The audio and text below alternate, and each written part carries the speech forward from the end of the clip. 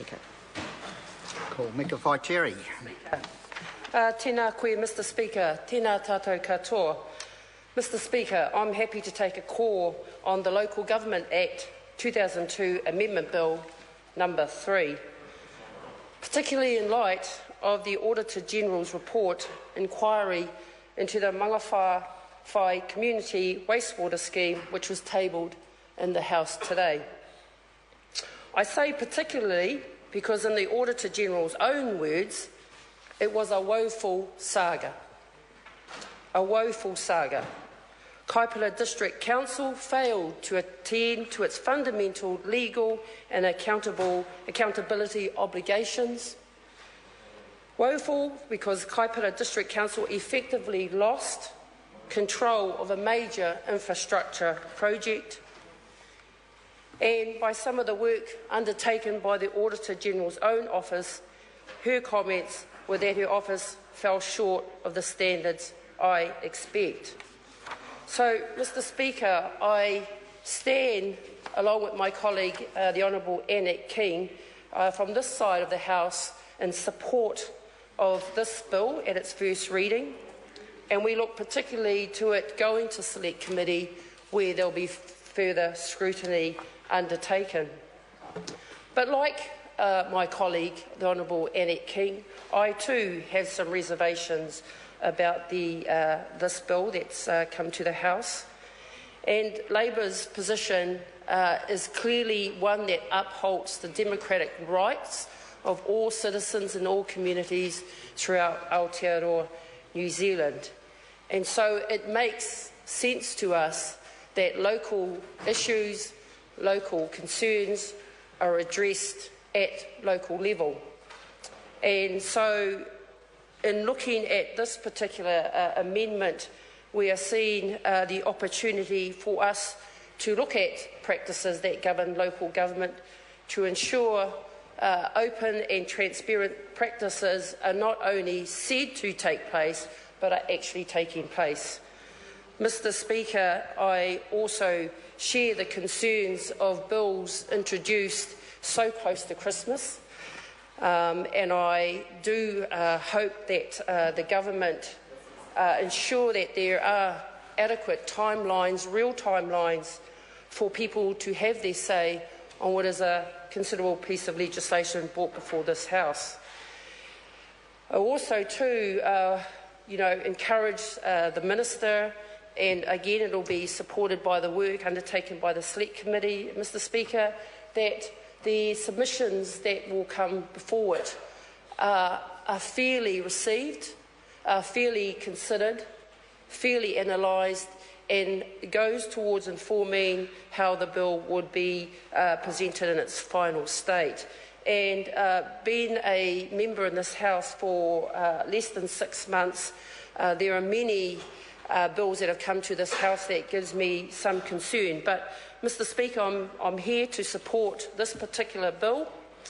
I'm here to support its first reading.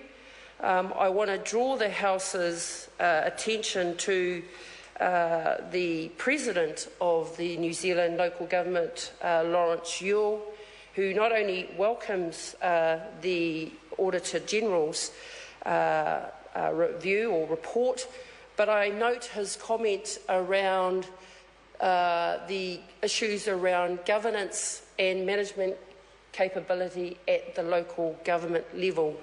So as much as this side of the House endorses local decisions at local level, there are also some realities that we face around the capacity and capability to do that, particularly when it involves major infrastructural projects that commit ratepayers' money to better the area in which the local government is responsible for.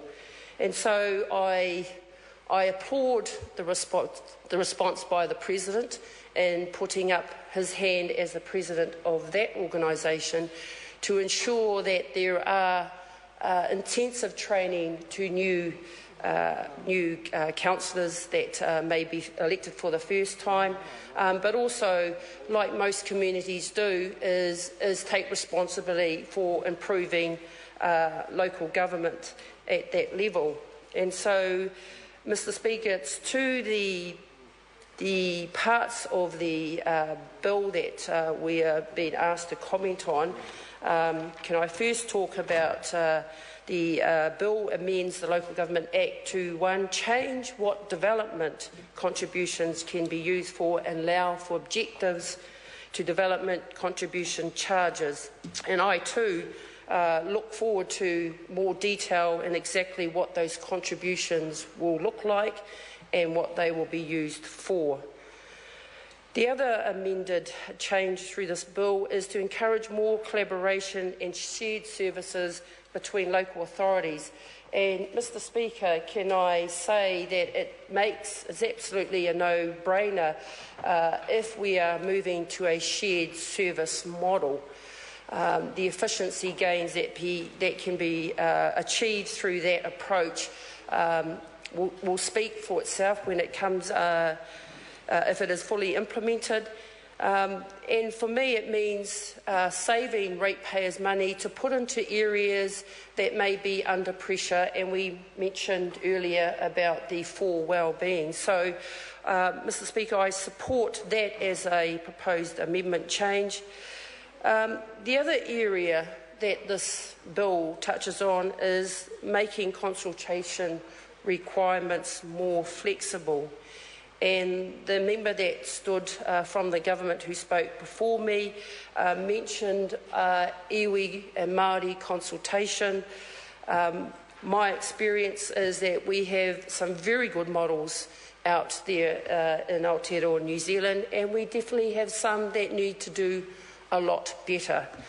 And I have recently been sitting on the Board of Inquiry hearings into the Tukituki catchment proposal, and definitely issues of consultation with iwi Māori up and down a riverway, I believe needs to be understood a bit more by not only people in this House but people at local government, to ensure that when we are consulting iwi Māori as per the RMA Act, that we are actually speaking to the right iwi. Mr. Speaker, we go on further to talk about an engagement policy, and of course that nothing more needs to be said around that. Again, it will be a test on how and who we engage with, and to ensure that those views are considered and taken into consideration. Mr. Speaker, I too stand and support the long-term plans that's been proposed in this amendment.